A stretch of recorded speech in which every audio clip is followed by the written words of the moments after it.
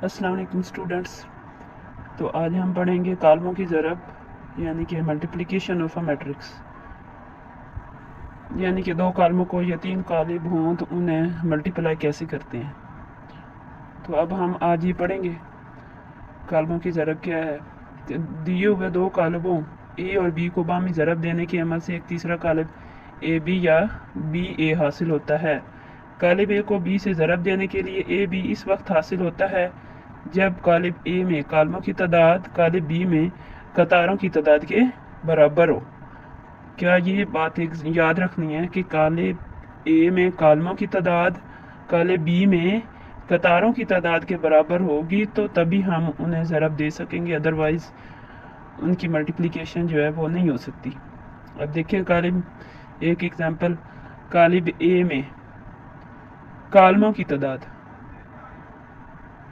तादाद इसमें कितनी है? दो कालम है इसमें, और एक काले बी। इसमें कितनी कतारें हैं? उसमें काले बी में कतारों की तादाद देखनी है तो काले बी में कतारें कितनी हैं?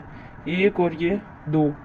तो अब ये क्या है कि ए बी को हम ज़रब दे सकते हैं क्योंकि इसमें कालमों की तादाद इसकी कतारों की तादाद के बराबर है। इसी तरह आगे एक और देखें, इसमें अब कितने कालम हैं? एक और दो, और इसमें कितनी कतारें हैं? एक दो। तो तादाद बराबर है, कालमों की तादाद कतारों की तादाद के बराबर है, तो इन्हें भी हम ज़रब दे सकते हैं। अब चलें एक्सरसाइज की तरफ। ये 1.4 है, क्या दर्ज झैल ज़रबी हासिल कालिब मुमकिन है या नहीं। यानी कि ये दो कालिब दिए हुए हैं सारे, मतलब इनके जो ज़रब है वो मुमकिन है कि नहीं, ये हमने देखना है। तो हमने क्या कहा था कि कालिब ए में कालमों की तादाद कालिब बी के कतारों की तादाद के बराबर होगी तो हम दो कालमों को ज़रब कर सकेंगे। अब देखें, ये फ़र्ज़ करो ए है, ये वाला ए और ये वाला बी। तो अब इसमें ए में हमने क्या देखनी, कालमों की तादाद। इसमें कितने कालम है? एक और ये दो, और इसमें कितनी कतारें हैं? अगली वाले की कतारें देखनी है। अब इसमें कतारें एक दो, तो इसका क्या मतलब है कि इसका ज़रब क्या है? मुमकिन है। अब इसमें देखें कॉलम कितने हैं? एक दो। इसमें कितनी कतारें हैं? एक दो। तो इनमें भी कॉलमों की तादाद कतारों की तादाद के बराबर है, तो इसका भी ज़रब मुमकिन है। ठीक है। अब इसमें देखते हैं कॉलम कितने हैं? इसमें एक, और इसमें दो कतारें, तादाद बराबर नहीं है। कॉलम एक है और अगले वाले की कतारें दो हैं, तो इसका ज़रब मुमकिन नहीं है। इसी तरह इसमें कितने कॉलम है? एक दो। पहले वाले की हमेशा कॉलम देखने हैं और दूसरे वाले की कतारें देखनी है कि कॉलमों और कतारों की तादाद बराबर होगी तो ज़रब मुमकिन है, अदरवाइज नहीं है। तो अब इसमें कितने कॉलम है? एक दो। इसमें कितनी कतारें हैं? एक दो। तो दोनों बराबर हैं, कॉलमों की तादाद कतारों की तादाद के बराबर है, तो हम कह सकते हैं कि इसकी भी ज़रब मुमकिन है। आगे चले। अब इसमें कितने कॉलम हैं? एक दो तीन। अगले वाले में कतारें कितनी है? एक, जीरो और टू दूसरी है, -2 और 3 तीसरी है। तो अब कॉलमों की तादाद क्या है? कतारों की तादाद के बराबर है, तो हम क्या कहेंगे कि इन दोनों की ज़रब मुमकिन है। मुदर्जा ज़ैल ज़रबी हासिल मालूम कीजिए, यानी कि इनको ज़रब देनी है, ये जो दिए हुए। तो पहले तो हम देखेंगे कि इनकी ज़रब मुमकिन है भी या नहीं। तो अब देखें पहला वाला क्वेश्चन क्या है, 1 2, उसमें कितनी है कॉलम? दो कॉलम है, और आगे जो दिया हुआ है 4 0, तो इसमें कतारें कितनी है? दो ही हैं। तो इसका मतलब क्या है कि इनका ज़रब मुमकिन है। तो ज़रब कैसे देनी है वो अब हम करेंगे, उसमें आप लोग को पता चल जाएगा कि ज़रब कैसे देनी है। तो ज़रब देते हैं। देखिए पहली कतार को दूसरे कॉलम से ज़रब देनी होती, पहली कतार को पहले कॉलम से। अब इसमें तो है ही एक कतार और एक कॉलम, तो हम देखें पहले एलिमेंट से, फिर दूसरे एलिमेंट को दूसरे एलिमेंट से, और दरमियान में क्या लगाएंगे? दरमियान में हम प्लस लगाएंगे। तो 1 को 4 से मल्टीप्लाई करेंगे, दरमियान में प्लस, फिर 2 को 0 से मल्टीप्लाई करेंगे तो क्या आएगा, 1 को 4 से करेंगे तो 4 और 2 को 0 से करेंगे तो 0, तो आंसर हमारा क्या आएगा 4। इसी तरह एक और है आगे, 1 2 -3 0 6 -1, ये इसमें रोज़ है। और आगे उसमें कॉलम कितने हैं, पहले वाले के कॉलम कितने हैं 2, आगे वाले की रो कितनी है 2। तो इनका ज़रब मुमकिन है, तो अब इन्हें ज़रब करेंगे हम पहले एलिमेंट को, पहली रो को पहले कॉलम से, फिर पहली रो को दूसरे कॉलम से, यानी कि एक रो लेनी है तो अगले जो भी हमारे पास कॉलम है उसके कॉलम से जितने भी उसमें कॉलम हैं उनसे मल्टीप्लाई करना है।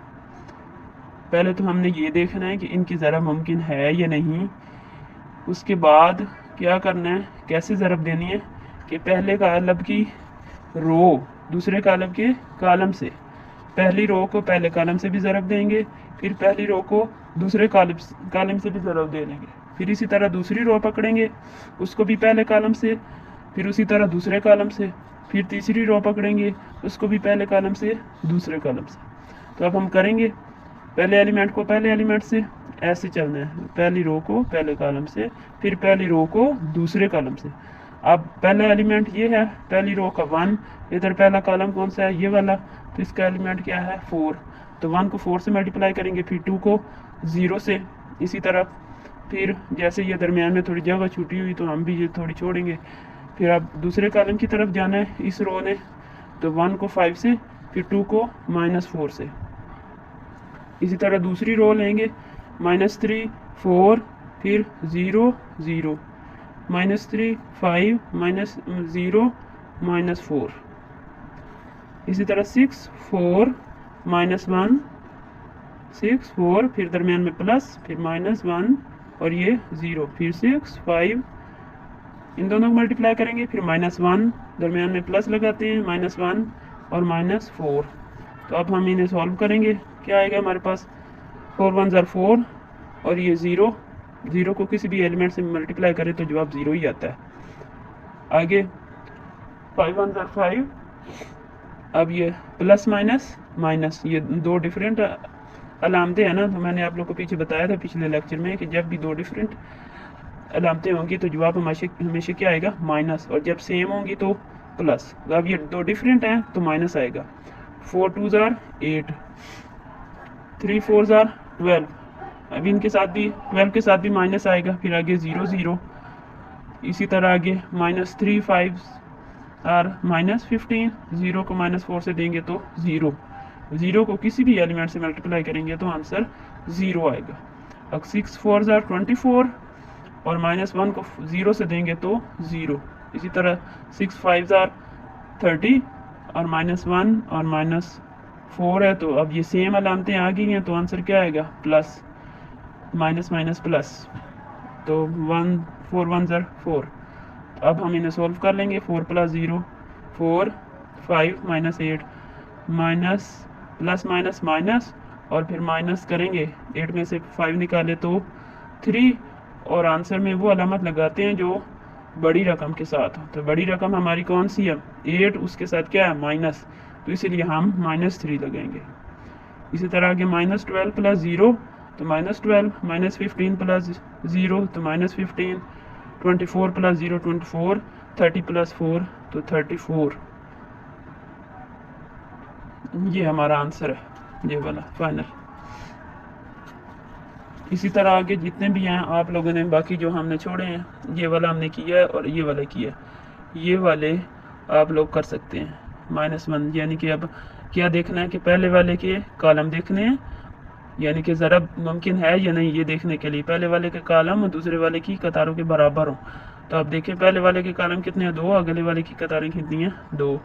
इसी तरह इन सब के जो है ना ज़रब मुमकिन है तो ये आप लोग कर सकते हैं। इसी तरह आगे ये भी है, मगर ज़र का ज़रबी हासिल मालूम करें, ये भी पहले वाले के कॉलम दूसरी वाले के कतारें के बराबर है, ये सारे आप लोग कर सकते हैं। आगे सारी इसी तरह की ज़रब है, फिर ये भी सेम हो जाते हैं।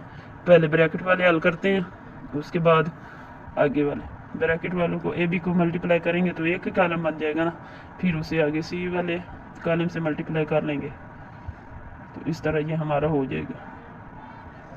ये ट्रांसपोज वाले हमने पीछे पढ़े हैं। ट्रांसपोज पहले हम इन्हें मल्टीप्लाई करेंगे, फिर ट्रांसपोज कैसे लेते हैं कि कॉलमों को कतारों में तब्दील कर देने से हमारा ट्रांसपोज आ जाता है।